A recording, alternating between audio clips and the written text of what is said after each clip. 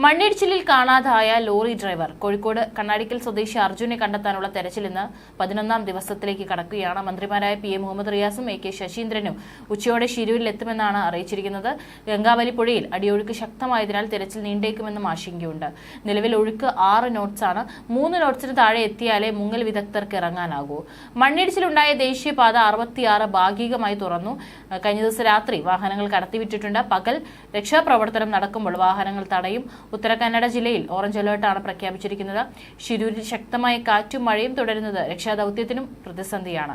സാഹചര്യം അനുകൂലമായാൽ പുഴയിലിറങ്ങി തെരച്ചിൽ നടത്തുമെന്നും സൈന്യം അറിയിച്ചു. അതേസമയം ലോറിക്കകത്ത് അർജുൻ ഉണ്ടോ എന്ന് സ്ഥിരീകരിക്കാനായില്ല.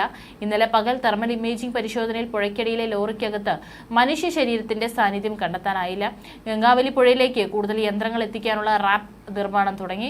ഭൂമിയന്ത്രം ഉപയോഗിച്ച് പുഴയുടെ തീരത്തെ മണ്ണ് നീക്കം ചെയ്യുന്നു. റാപ്പ് നിർമ്മിച്ച് വാഹനങ്ങളിൽ യന്ത്രങ്ങൾ എത്തിക്കാനാണ് നീക്കം.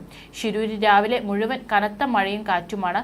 പുഴയിൽ അടിയൊഴുക്കും ശക്തം. അടിയൊഴുക്ക് കുറഞ്ഞാൽ മാത്രമേ പുഴയിൽ ഇറങ്ങാനാവൂ എന്ന് ഡിഫൻസ് PRO അതുൽ പിള്ള അറിയിച്ചു. 3-4 നോട്ട്സ് ആണെങ്കിൽ പോലും സ്പോട്ടിലെത്തി റോപ്പ് ഉപയോഗിച്ച് ഡൈവ് ചെയ്യാൻ ശ്രമിക്കും. എന്നാൽ അതിന് പോലും പറ്റാത്ത സാഹചര്യമാണ്. വലിയ ഒഴുക്കാണ് പുഴയിലുള്ളത്. സാഹചര്യം വിലയിരുത്തുകയാണെന്നും അതുൽ പിള്ള പറഞ്ഞു. മന്ത്രിമാരായ പി എ മുഹമ്മദ് റിയാസും എ കെ ശശീന്ദ്രനും ഇന്ന് ഉച്ചയോടുകൂടി എത്തും. ഗംഗാവലി പുഴയിൽ അടിയൊഴുക്ക് ശക്തമായതിനാൽ തിരച്ചിൽ നീണ്ടേക്കുമെന്നും ആശങ്കയുണ്ട്.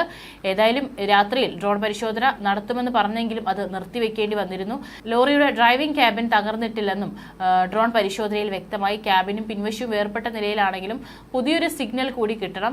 ഇന്നലെ അത്തരത്തിൽ സിഗ്നൽ ലഭിച്ചില്ല. സാധാരണഗതിയിൽ ക്യാബിൻ തകരാനുള്ള സാധ്യത വിരളമാണെന്ന് ലോറി നിർമ്മാതാക്കളും അറിയിച്ചു. അപകടം സംഭവിച്ചപ്പോൾ ക്യാബിൻ ലോക്കാക്കുന്ന സിസ്റ്റം പ്രവർത്തിച്ചിട്ടുണ്ടാകും. അർജുൻ വാഹനത്തിനകത്തായിരുന്നെങ്കിൽ ക്യാബിനിൽ കുടുങ്ങിക്കിടപ്പുണ്ടാകണം.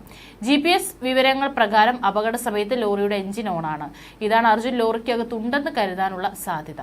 അതേസമയം ലോറി ഓഫാക്കാതെ പുറത്തിറങ്ങാനുള്ള സാധ്യതയുമുണ്ട്. അർജുൻ ലോറി നിർത്തി ചായക്കടയിലേക്ക് പോയപ്പോൾ മണ്ണിടിച്ചിലിനൊപ്പം പുഴയിലേക്ക് വീണതാകാനും സാധ്യതയുണ്ടെന്നും കാർവാർ MLA സതീഷ് കൃഷ്ണ സെയിൽ പറഞ്ഞു. ലോറിയിലെ ഏതാനും മരത്തടികൾ കിലോമീറ്ററുകൾ അകലെയുള്ള ഗ്രാമത്തിൽ പുഴയോരത്ത് അകലെയുള്ള ഗ്രാമത്തിൽ കണ്ടെത്തിയിട്ടുണ്ട്. 400 അക്കേഷ്യ തടികളാണ് ലോറിയിൽ ഉണ്ടായിരുന്നത്. ഏതായാലും ഇപ്പോൾ കാലാവസ്ഥയാണ് പ്രതികൂലമായി നിൽക്കുന്നത്. വലിയ വെല്ലുവിളിയാണ് കാലാവസ്ഥ സൃഷ്ടിക്കുന്നത്. സർവ്വസന്നാഹങ്ങളുമായി ഇന്ന് തെരച്ചിൽ നടത്താൻ ആരംഭിക്കാനിരിക്കുകയായിരുന്നു.